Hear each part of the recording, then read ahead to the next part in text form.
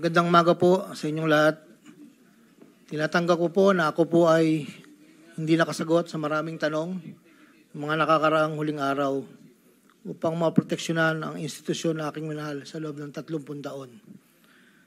Subalit nitong mga nakang araw, ako po ay nakapag-isip-isip na tumulong na lamang po sa investigasyon na to para po sa bayan. Narito po ako sa harapan nyo ngayon upang tumulong ng buong puso, abot ng aking makakaya upang makapagbigay linaw sa katanungan sa investigasyong ito. Naintindihan ko po na hindi lang mainit ang isyong aking kinakaharap sa kasalukuyan. Mararamin po ang galit sa aming mga kasama sa DPWH dahil sa mga nabanggit na mga sinasabing katiwala sa aming ahensya. Hindi ko na po titingnan to. Ito po ay galing sa puso ko. Nangangamba po kasi ako sa seguridad ng pamilya ko. Ito pong aking salaysay ay marami pong mga tao na mababanggit at ako po ay humingi ng tawad sa mga tao na to, pero kailangan ko pong sabihin yung katotohanan. Hinihiling ko lang po sa ating buting chairman, sa ating Secretary Justice po, na maproteksyonan po yung pamilya ko. Medyo napakabigat po ng mga babanggitin ko rito. At ito po ay malalaman po natin ngayong umaga. At ako po ay in good faith sa lahat po ng mga senador nandito, sa ating secretary at sa mga nandito po lahat. Simulan ko na po ang aking inandang salaysay, Your Honor.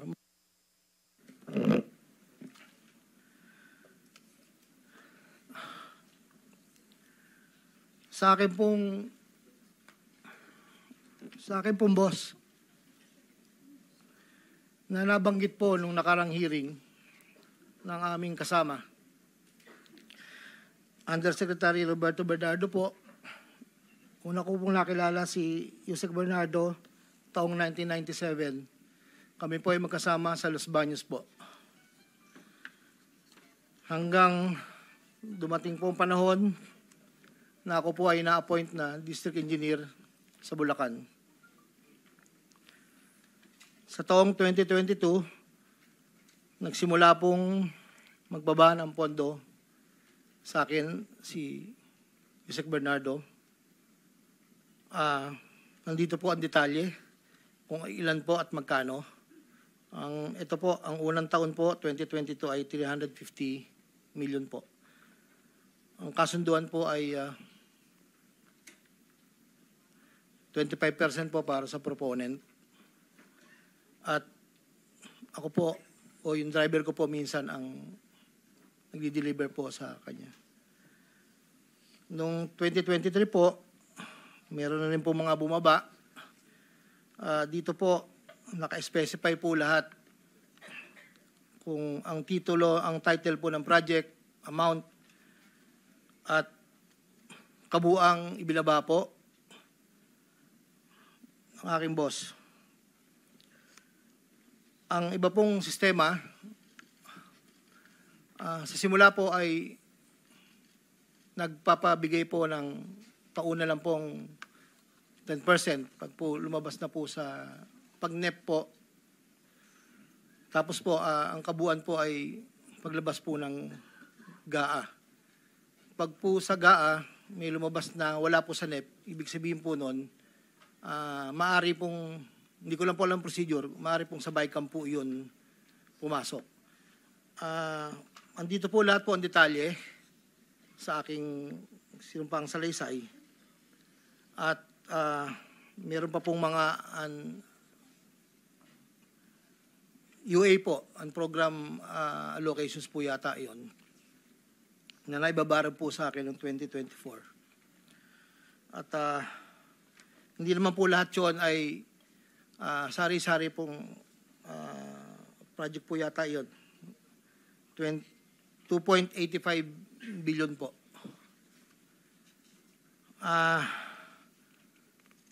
Yung pong sa 2024 na UA, bukod po yung meron pong BICAM and NEP, nandito po lahat po ang detalye. Ito lang po kasi yung record na nakuha ko po sa sariling file ko po.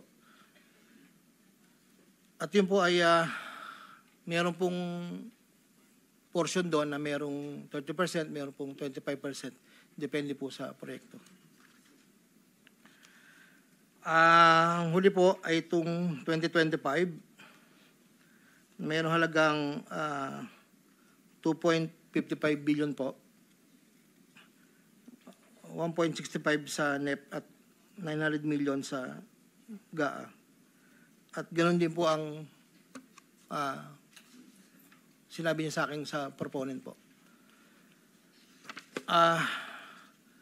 Doon po sa sinasabi na meron daw pong ang ating Senator Jinggoy Estrada na di umano'y meron pong sa listahan na pinakita po noong nakarang hearing. Yun po, ako po ang nagpasa ng listing po kay Yusek Bernardo. At ang sabi niya po ay meron ka pa bang kailangan na worth 355, inalan daw po yung natitira. So ako po ay nagpasa ng listahan sa kanya. Ang pagkakabanggit lang po sa akin ay meron pang extra si SJE. So nung lumabas po iyon, sa kanya ko rin po binigay, pero wala po akong direct na komunikasyon kay Senator Estrada at wala rin po akong, hindi po ako ang nagdadala, wala po kaming, hindi ko po nakakaharap, Senator Jinggoy po. Si Yusek Bernardo lang po ang kausap ko. Doon naman po sa nasabi nung nakarang hearing po about the 600 million kay Senator Joel po. Ang totoo po noon, yun po ay multipurpose building. Ang request niya po talaga. Dahil hindi naman po na ma-accommodate nung nire-report ko po sa kay Yusek na hindi po ma-accommodate yung request. Nagkaroon po ng idea, kaming dalawa po ni Yusek Bernardo na tapatan na lang kung sa kwentahan lang po na ang proponent ganito, parang daw po mapagbigyan. So, nagpasa po ako ng listahan without the knowledge of Senator Joel. So, lumabas po yung pondo, I think, UA po. So, hindi po alam ni Sen na yun po ang pinalit namin sa multipurpose building. Wala pong alam si Senator Joel. So, yung binanggit po na mayroon pong 25%. Ako po at si Yusek Bernardo ang nag-usap na gano'n na lang ang gawin para daw po matapatan man lang yung 1.5 B na request po. Inayos ko po lahat yun at dinala ko po sa tauhan lang po ni Senator Joel somewhere in Bukawi po. Ang sabi ko po sa kanya, baka pwede, pakibigay mo lang to kay boss. Tulong ko to, kung ano man ang future na plano niya, yun po ay tulong ko. Pero hindi niya po alam na doon ko po kinuha sa flood control po. Ang pangapat po, taong 2021, nakilala ko po si Congressman Saldico. Sa pamamagitan din po ng numero po, binigay lang po sa akin ni Yusek Bernardo. Hindi ko na po nilagay. Kasi po hindi naman po kasama siya nung kami nagkita sa Shangri-La, BGC. That was 2021 po. Ang unang usapan po namin ay susubukan pong makapagbaba ng pondo kung pwede po sa distrito ko. Taong 2022 po, unang bumaba po ay nagkakahalaga ng, tanda ko po, nandito po sa record, ay 519 po ang pagkakatanda ko po. After po noon, 2022, so yung 519 po, ang... Excuse me, Engineer. Para mas maliwanag, basahin mo na lang yung sinumpang salaysay mo para hindi ka naliligaw. Opo. Para wala na omit, wala na dadagdag, mag-stick ka doon sa sinasabi mong Yes po. sinumpang salaysay. Ito po. Simula mo na lang doon Saldi sa simula. Oh. Basahin mo na lang ng dahan-dahan. Noong Agosto o Setyembre 2021, nagkakilala kami ni Congressman Saldico. Hindi, simulan mo sa simula mo na yung sa simula nung gist ng yung salaysay. Yes, Huwag po. na yung opening. Una kong nakilala si Undersecretary Roberto Bernardo. Nagkasama kami sa Laguna. Na-promote siya ng nag-promote siya hanggang Undersecretary. Si Yusek Bernardo ang tumulong sa akin para may talaga ako bilang District Engineer sa Bulacan First DO noong 2019, panahon ng Secretary ng DPWH si Secretary Mark Villar. Nung panahon na yun, ang tanda ko po, Undersecretary for Operations sa Visayas, si Yusek Bernardo. Taong 2022, na magsimulang magbaba ng pondo sa aking DO, si Yusek Bernardo, ang kasunduan ay 25% para sa proponent. Ang proyekto ayon kay Yusek Bernardo, ang kabuuan ng mga proyektong naibaba ni Yusek Bernardo sa aking DO ay nagkakahalaga ng 350 million na sumusunod. Nandito po. Noong 2023, ang kabuuan ng mga proyekto na ibaba ni Yusek Bernardo sa aking DO ay halagang 710 million. Mula sa halagang ito, 450 million ang pumasok sa NEP, 260 naman po ang sa GAA. Ang para sa proponent, 25% po, at may advance ito na 5 to 15 na kalimitang hinihingi ni Yusek Bernardo kapag ganap na ang NEP base sa pagdinig sa Kamera del Representante. Samantala, ang pondong na BICAM ay may advance payment na 5 to 10 na kalimitang hinihingi matapos ang deliberasyon ng BICAM at ang balansa ay babayaran pagbuo paglabas ng GAA. Ang detalye ng mga proyekto ay nandito po. Noong taong 2024, may kabuuang pondo na 3.3 billion, 150 sa NEP, 300 million sa GAA, 2.85 sa UA. Nung naipababa ni Yusek Bernardo sa aking DO, muling nagpatuloy ang 25% na bayad sa proponent ng mga proyekting ito na binibigay kay Yusek Bernardo. Tulad ng 2023, ang usapan ay mayroon ding advance payment, depende na lamang kung ito NEP o GAA. Kaya limitang inutusan ko ang aking driver na dalhin ang proponent kay Yusek Bernardo, minsan po sa parking ng Diamond Hotel. Ang detalye ng NEP 2024 ay may andito po nakasulat po. Ayon kay Yusek Bernardo, ang GAA insertions ng 2024 na magkakalaga ng 300 para po 300 million na para kay, sabi niya po sa akin, para kay Senator Bong Revilla na noon ay kumandidato bilang senador para sa 2025. Sinabihan ako ni Yusek Bernardo, Henry, kay Sed Bong yan, baka gusto mo tumulong sa kanya. Dagdagan mo ang proponent, ko na bahala. Sinabi ko kay Yusek Bernardo, sige po boss, kaya po imbis na 25 ay naging 30 ang naging proponent doon po sa 3 project na nakalagay po dito. Ang project po ay construction of flood control structure along Angat River, Sipat Section Plaridel, construction of flood control structure along Angat River, Lumang Bayan, construction of flood control structure along Giginto River, Malis Section, Giginto. Ang total po ay 300 million po. Yun po ay ayon kay Yusek Bernardo. Never ko pong nakakausap si Senator Bong Revilla. Never po. Makikita sa listahan ng mga proyektong galing sa UA 2024 na hindi lamang flood control ang mga proyekto, subalit ang proponent ay naglalaro sa 25 hanggang 30%. Noong taong 2025 ay may kabuang halaga na 2.55 billion ang naipababa ni Yusek Bernardo sa aking DO. Tulad ng mga nakaraang taon, ang proponent ay natiling 25% sa kabuang halaga ng pondo na naibaba ni Yusek Bernardo sa aking DO. Ang detalye ng proyekto ay nandito po. Marami po ito.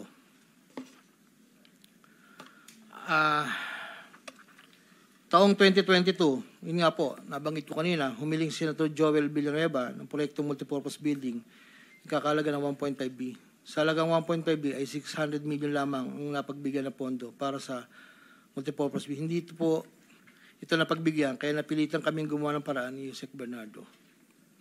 Hindi humingi ng partikular na proyekto o porsyento si Senator Joel, pero inutos ni Yusek Bernardo na bigyan na lamang ng proyekto na may katumbas na 150 million na proponent.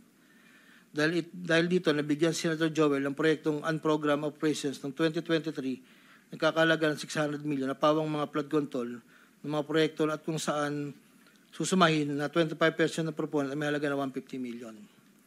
Hindi alam ni Senator Joel na flood control ang mga proyektong nailan sa kanya dahil ang aking pagkakalam ay ayaw po ni Senator Joel ang project na flood control. Ang halagang 150 million dila ko sa rest house sa Barangay Igulat, Bukay, Bulacan na iniiwan ko po sa tao niya na ang nagangalan lang pong Peng. Sinabi ko kay Peng na pakibigay na lang kay boss, tulong lamang yan para sa future na plano niya. Hindi po nila alam na doon galing yon sa flood control. Matapos po na hindi na po kami nagkausap. Sa kay Senator Jinggoy naman po, sa pagkakatanda ko, nasa 2024 budget hearing kami sa Senado. Kasama ko si Yusek Bernardo. Sa pagitan ng alas 9 hanggang alas 10 ng gabi, habang kami naghihintay, tinanong ako ni Yusek Bernardo kung mayroon pa akong gustong lagyan at mayroon pang available na 355 si SJE. Ayon po kay Yusek Bernardo. Sabi ko po, boss, meron naman. Sagot ni Yusek Bernardo sa akin na ipasok ko agad sa kanyang listahan ng oras na yon. Agad-agad po akong nagpagawa ng listahan sa staff ko at sa loob ng 10 to 15 minutes, pinasa ko na po ang listahan kay Yusek Bernardo. Ito po ang listahan ng mga proyekto na banggit. Ito po ay puro pumping station po with floodgates. Ito po ay phase 3 dahil may nauna na pong phase 1, phase 2. Ito po ay 7 project. Meron pong 360 million, isang 45, isang 50, dalawang 40 million na may kabuang 355. Ang proponent po nito ay 25% at binigay ko yung Yusek Bernardo kasama ang may iba pang proponent ng mga pondong binaba niya sa akin para sa taong 2025. Wala po akong direktang transaksyon o direktang pakipag-ugnayan kay Senator Jinggoy. Pang-apat, Congressman Elizalde ko. Noong August 20 o September 2021, nagkakilala kami ni Congressman Saldico sa isang pagtitipon meeting sa Shangri-La, Bonifacio. Doon ay napag-usapan namin ang plano ni Kong Saldi na sumubok na magbaba ng pondo papunta sa aking distrito para sa iba't ibang proyekto. Pagkalipas ng higit kumulang na 1 buwan mula sa aming unang pagkikita, ako ay nagpasa sa kanyang listahan ng mga proyekto na may kaugnayan sa flood control at ang mga proyekto yung tayo lumabas sa General Appropriations Act of 2022 na nagkakahalaga ng, andito po, 1, 2, 3, 4, 5, 6, 6 na proyekto po ito. At ang pagkakatanda ko po ito ay 519 million, ang una po. Sa pagitan ng 4 na taon, mula 2022 hanggang 2025, naging tagapagtaguyod si Kong Saldi ng mga proyekto sa Bulacan First. May higit kumulang 426 na proyekto. Ang kabuang halaga ng proyekto na ito, ayon po sa nalakap kong record, ay hindi bababa sa 35 billion, 24 million pesos. Million or billion? Billion, Your Honor. Andito po yung summary. Pwede ko pong state, Your Honor. Go ahead. Sa taong 2022, yun po yung una, bycam lang po ito ayon sa record ko po. 519 million. Sa 2023, 5 billion 790 sa NEP, 3 billion 250 sa BICAM, at 3 billion 890 sa UA. 2024, 5.8 billion sa NEP, sa BICAM 5.084, sa UA 3.306. Sa 2024, nagkakalaga po ng total na 14 billion 190, sa 2023, 12 billion, sa 2022, 519. Noong pong 2025, ay 7 billion 385 na lang po sa NEP. Wala na pong kasunod. Sa bawat proyekto na pinapasok ni Kong Saldi, meron akong binigay na obligasyon sa kanya para sa pondo base sa aming kasunduan noong 2022. Ang kaniyang hinihingi na budget sa bawat proyekto ay 20% lamang po noong 2022. Kung makikita niyo po, Your Honor, isasabay ko na rin po ito, na yung larawan po nandun po sa, kasama po ako, na nakatayo, yung opisina, yun po yung 20% po na 2022 inaayos po namin doon sa litrato po. Subalit nung taong 2023 hanggang 2025, ito tumaas ng porsyento ng 25% po. Ang pag-abot ng porsyento para kay Kong Saldi sa bawat proyekto ay kadalasang hindi isang baksakan. Ito rin ay nakadepende kung paano na ipasok o na-insert. Kapag ang proyekto ay napasok sa NEP, ang unang 10% ay agarang binibigay ko kay Kong Saldi. Habang ang balanse na 15% ay paglabas na po ng GAA within 1 to 2 months. Iniipon ko muna po yan bago po ipadala sa kanya. Kapag ang proyekto naman ay naipasok ng Kong Saldi sa BICAM, ang unang 10% ay binabayad sa kanya matapos lumabas ang GAA at ang balancing 15% ay binibigay makalipas ng 2 buwan mula nang maaprubahan ng GAA. Pero kapag proyekto ay naipasok gamit ang UA, ang 25% ay agarang iniipon ko pat ibinibigay kay Kong Saldi. Ang pambayad para kay Kong Saldi ay nanggaling sa mga advances mula sa kontratista, pero hindi na alam ng mga kontratista kung para kanino ang advance na yon. Ang pera na nakalaan para kay Kong Saldi dinadala sa akin. Ako naman po ang nagdadala o naghahatid na hinihinging porsyento ng Kong Saldi sa iba't ibang tao niya. Hindi ko po siya na-meet during pagdadala. Ang tao niya po ay may alias lang Paul at Mark. Dahil sila po yung nag-message po sa akin through Viber, disappearing message po iyon, na doon ko po dadalhin. May isa o 2 beses na dinala ko sa parking lot ng Shangri-La Hotel, Bonifacio Global City, ang porsyento ni Kong Saldi. Paminsan-minsan man, inahatid ko ito sa kanyang bahay sa Ladybug Street, Valle Verde 6, Pasig City. Mula Ortigas po, kakaliwa ka, stoplight, may gate ka kanan, kakaliwa ka kanan, makikita na po yung bahay. Minsan po, inuutos ko lang po, minsan po ako po ang nagbababa. May tao lang pong tatanggap, tapos po, iiwanan ko na po. Dinagdag ko na dahil lumulobo ang pondo ng Bulacan, napag-usapan namin Kong Saldi na kung meron akong pwedeng mapagbabaan sa iba't ibang district engineering office. Nang dahil dito, noong 2020 hanggang 2025, nagbaba si Kong Saldi sa sumusunod. Bulacan 2nd, 573 million. Tarlac 1st, 2023, 1.350. Sa 2024, sa UA, 1.650.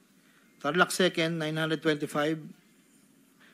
Tapos 2024, 1.025 billion. Pampanga, sa 2023, 1.125 billion. 2024, 75 million lang po. Wala pong alam yung mga tao doon na DE. Ako lang po ang kausap nila.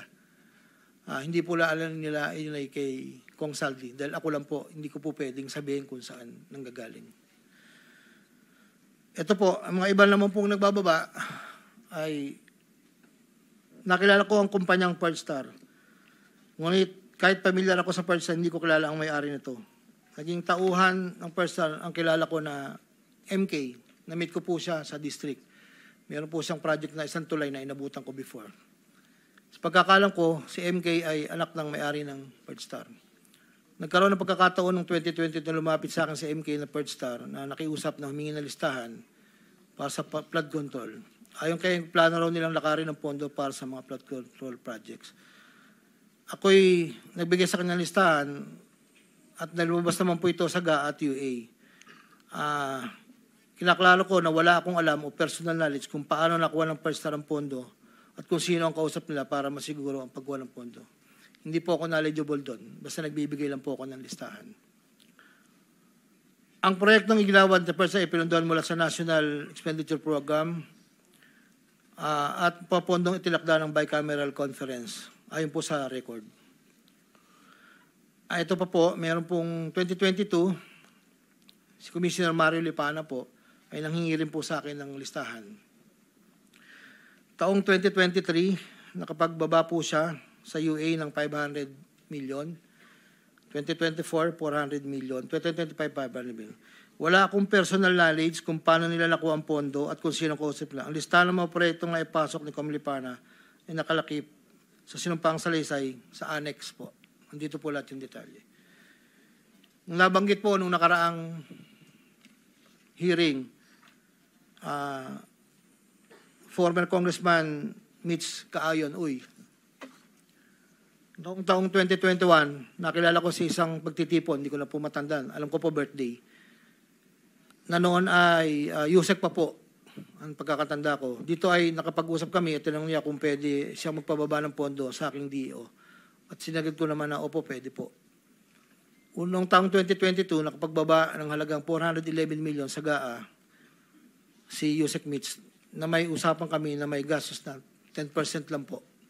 Hindi niya po pinakailaman yon, sabi niya, bahala ka na kung sino man ang mananalod contractor niyan. Noong ikapat na pagdinig ng Senate Blue Ribbon Committee hearing, may dalawang larawan na pinakita ang chairman ng Senate Blue Ribbon Committee, Senator Pampilo Lacson, kay Engineer Bryce Hernandez. Isang larawan sa isang lamesa na puno ng pera at doon ay makikita ang aking presensya na kung saan ay nakasuot ng blue na shirt at ito ay sa conference room ng lumang opisina namin.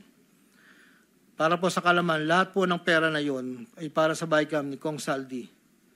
519 million na may 20% proponent noong 2022. Ito po ay galing sa iba't ibang mga kontraktor na nakuha ng mga proyektong naipababa ni Congressman Saldi.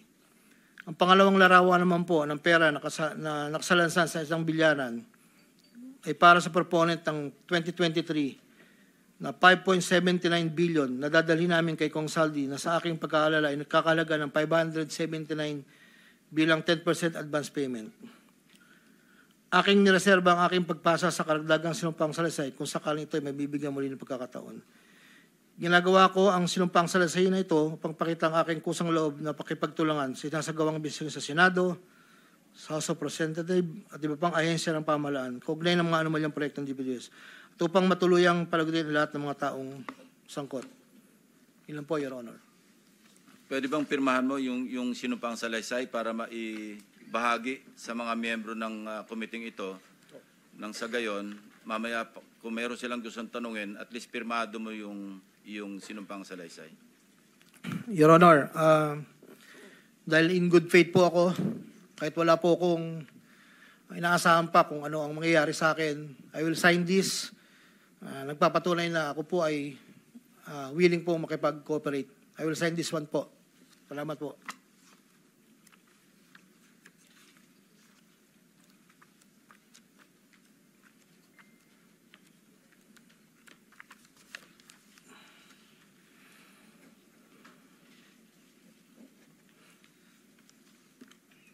While he is signing, Secretary Remulla, I understand you have a manifestation to make before the committee. Yes, sir. Morning, Mr. Chairman. Morning, members of the committee. Due to the gravity of the allegations in the affidavit and it being a sworn statement, I believe that this will be very helpful to the Department of Justice and the Witness Protection Program in trying to